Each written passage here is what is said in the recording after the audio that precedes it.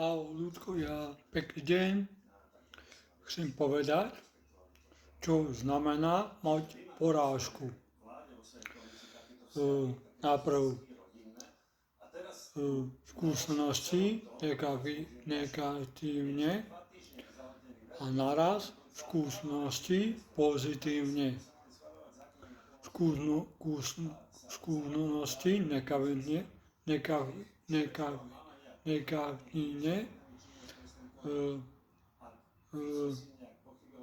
stráti veľa vecí, hlavne prácu a niekedy vzťah a hlavne zdravie.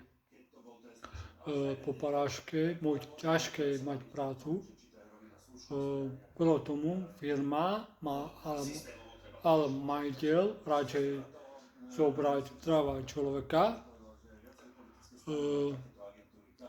dlho musí bojovať a dať dokopy a naraz pozitívne skúsenosti naučila porážka mať trpezlivosť, mať vedieť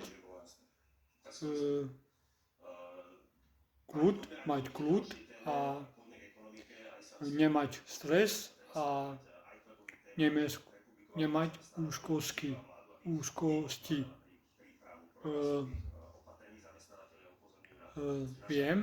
Vedieť rozdeliť peniaze a vedieť rozdeliť veci dôležité alebo není dôležité.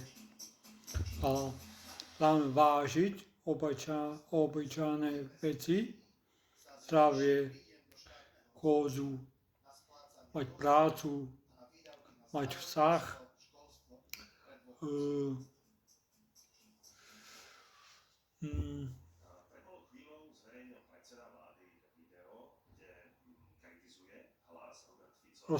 rozmýšľam. A pozitívne skúsenosti má byť silný mentálne, psychicky. Super vec, fakt. A potom po porážke nezdá hneď